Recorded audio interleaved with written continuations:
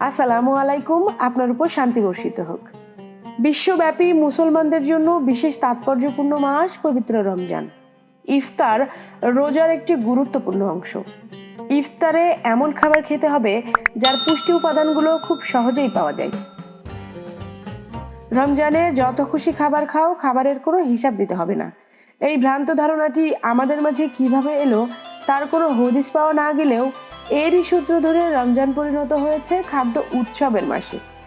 রমজান আসলেই রাস্তাঘাটে, পত্রপত্রিকায়, সোশ্যাল মিডিয়ায় দেখা যায় খাবারের বাহারি বিজ্ঞাপন।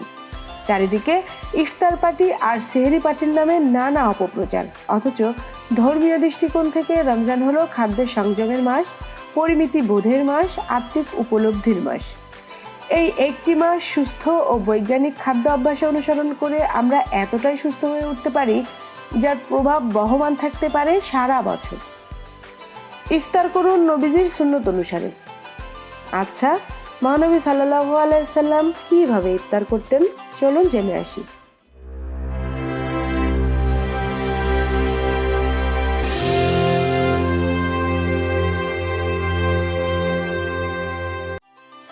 হযরত আনাস রাদিয়াল্লাহু আনহু থেকে বর্ণিত, তিনি বলেন, মহানবী হযরত মুহাম্মদ সাল্লাল্লাহু আলাইহি ওয়াসাল্লাম কয়েকটি কাঁচা খেজুর দিয়ে ইফতারি করতেন।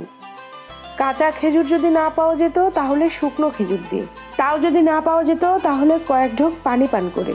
এরপর তিনি মাগরিবের নামাজ পড়ে রাতের খাবার খেয়ে নিতেন। তাই ইফতার করুন নবীজির সুন্নত অনুসারে, 3-4টি খেজুর ও পানি দিয়ে। খেজুর ও পানির মিশ্রণে সুক্রোজ তৈরি হয়, যা শরীরে তাৎক্ষণিক প্রাণশক্তি এনে দেয়।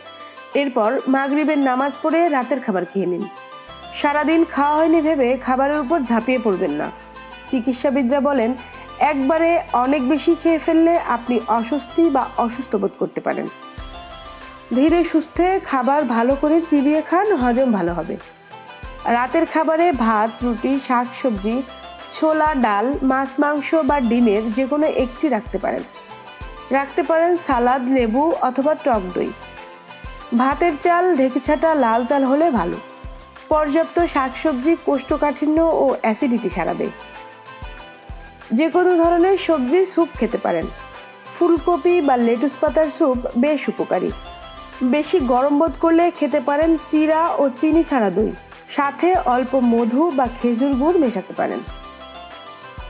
ইফতারি নামে যেসব ভাজা পোড়া, পেঁয়াজু, চপ, বেগুনি, পাকোড়া ইত্যাদি যা আমাদের সমাজে প্রচলিত, তার দোকান থেকে কেনা ও ঘরে বানানো পুরোপুরি বর্জন করুন ফাস্টফুড ও রেস্তোরাঁর বিভিন্ন মশলাদার এবং গুরুপাক খাবার। পোলাও, বিরিয়ানি, তেহারি, মোগলাই, হালিম, চাইনিজ ফুড ও গরু খাসির মাংস এ মাসে যত কম খান তত ভালো। চিনির শরবত, কথিত বাজারের শরবত অর্থাৎ চিনি দেওয়া হয় এমন সব পানীয় ও খাবার বর্জন করুন। ইউনিভার্সিটি লাইব্রেরি অফ মিউনিখের এক গবেষণায় দেখা গেছে, প্রতি বছর রমজানে মুসলিম দেশগুলোতে চিনির চাহিদা অস্বাভাবিক হারে বেড়ে যায় চিনির মূল্য।